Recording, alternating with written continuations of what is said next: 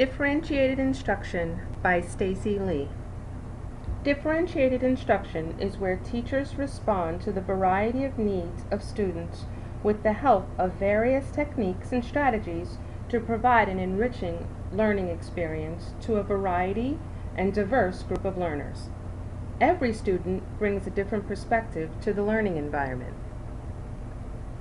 There are many different learning styles, ranges of abilities, and background knowledge levels to create a different learning profile for each student. Taking into consideration the number of learning differences put before a teacher, it is no longer, or perhaps never was, a one-size-fits-all scenario when teaching any given classroom full of students. If every student is so different, why should we teach them all the same way?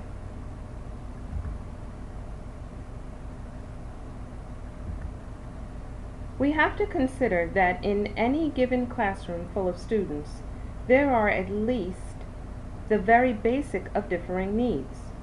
Differences such as gender, race, socioeconomic, and cultural backgrounds, in addition to different levels of ability, interests, and of course motivation. These can all create specific learning profiles as well as various individual learning profiles. It's becoming increasingly more evident that in order to satisfy the varying needs of our students, teachers need to first begin by getting to know their students in many different aspects. With the concept of educating teachers, as well as the team of educators it takes to truly educate a child in the methods, strategies, and techniques of differentiated instruction, the fear of how is obvious. With differentiated instruction, students as well as educators are now being introduced to a whole new way to focus their energy, strengths, and interests in a more productive and effective manner. There are many ideas and theories around differentiated instruction due to the need of the change in our student population. Many of our students come to us without the mastery of the English language, with many diverse disabilities and from many different cultural backgrounds. Teachers are charged with the task of differing their instruction such that it fits each student's needs.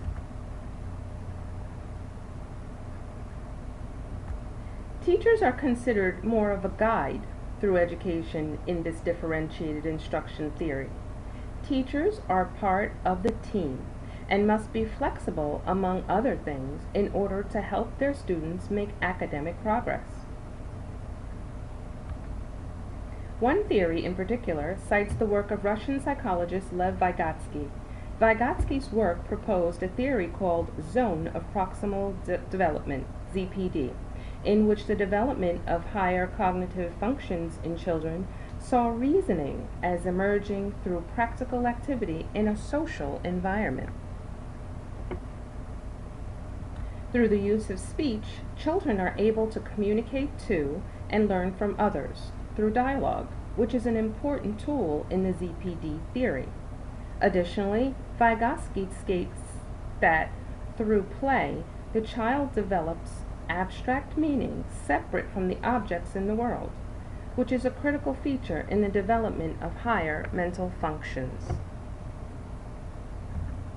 Differentiation was originally thought to be used on children who were bored or unchallenged, but we now see that differentiation is for everyone. There are many different types of differentiation. In a classroom full of very different backgrounds and personal learning profiles, it could be tough because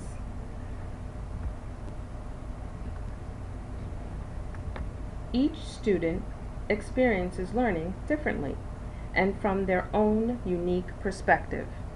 These three children are looking at the same exhibit, but each one sees something different when they move the blocks around. Carol Ann Tomlinson, a leading authority in differentiated instruction, advocates that the content, the process, and the product in any given lesson are the essential elements of truly demonstrating what a student learns. Matching a student's readiness level, interests, and preferred mode of learning, as well as their strengths and weaknesses, and then developing a learning profile for each student is a beneficial and productive way to increase the level of learning.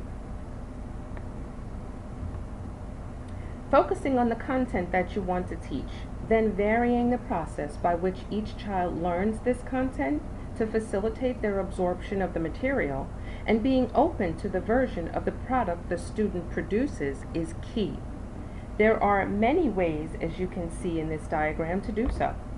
It takes creativity and practice, but it is well worth it to see your students flourish.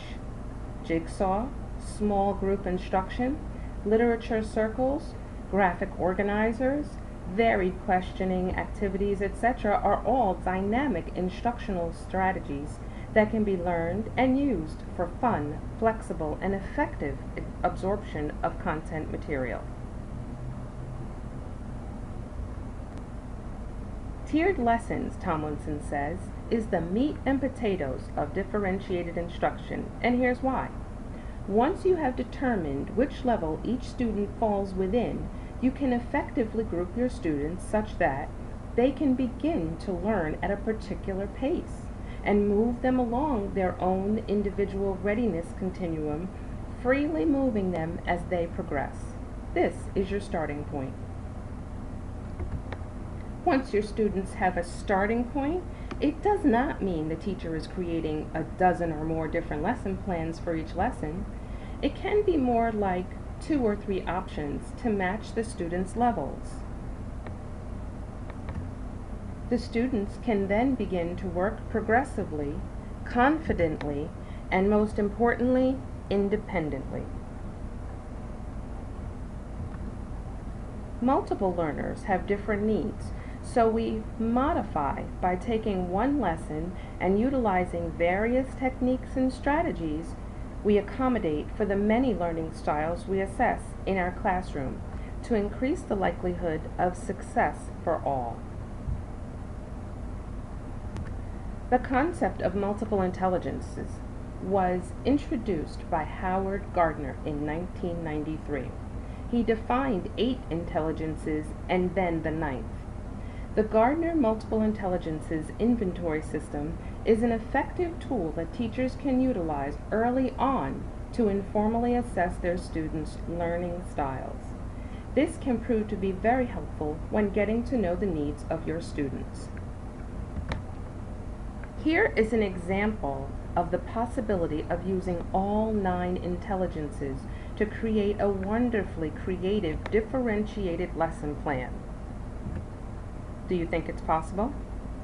It might be easier after assessing these students' learning styles. Multiple learners vary in many different ways. Learning disabilities, for instance, can be as specific as dyslexia or as vague as a delay. Either one is challenging for both the student and the teacher. Some students have IEPs, individual education plans, or GIEPs, gifted individual education plans, that must be adhered to by law.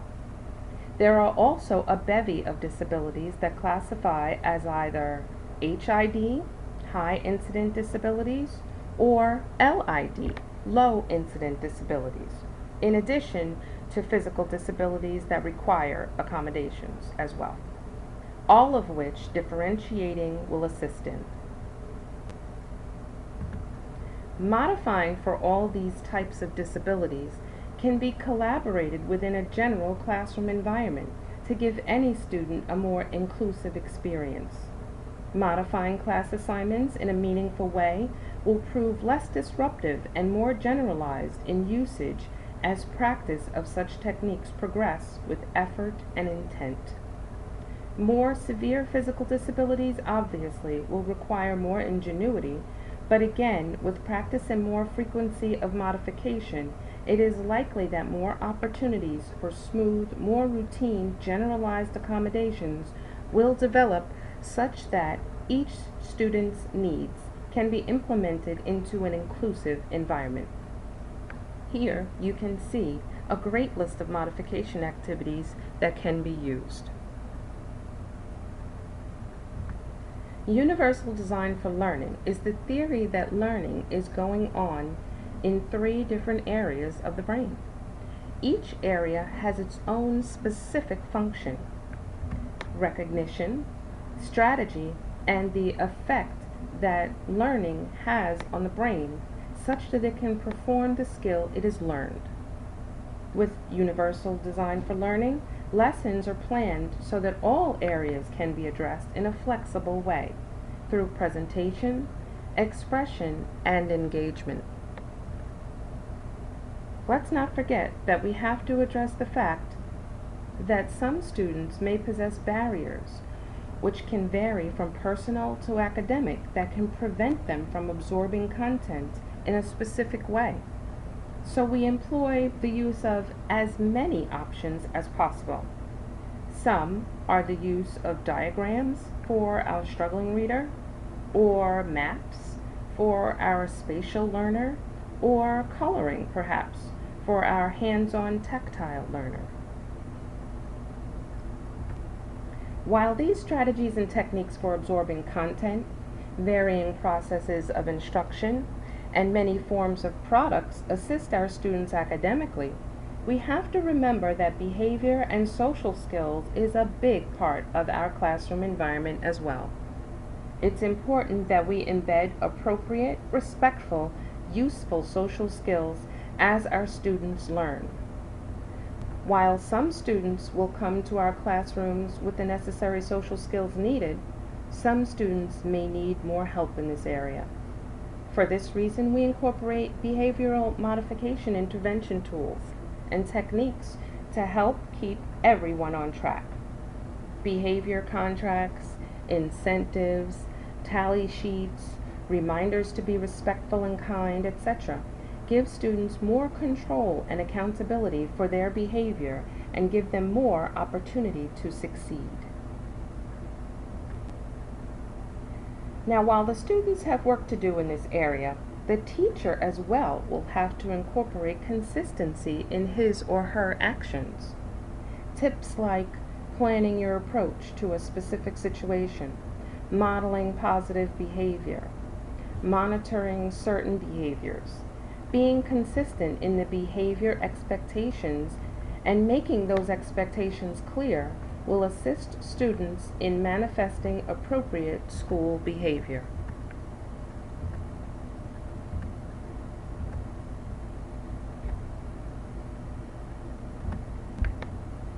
One of my favorites is the gotcha technique. Catch your students being good. Praise your students for the wonderful things they do so they get used to the feeling of success and want to experience it more. Communicate your behavior expectations and then tell them how much you appreciate their hard work. Eye contact is key in my book, and don't forget to smile. It goes a long way towards making a student's day. This in turn increases the likelihood that they will continue to put forth the effort needed for success. Differentiation may seem to be a lot of work, but once you get the hang of it, the techniques and strategies will become effortless, effective, fun ways to experience a classroom of a lifetime. The fun begins when teachers learn to appreciate and respond to the exciting differences that lie within their students' learning styles. And with that, everyone wins.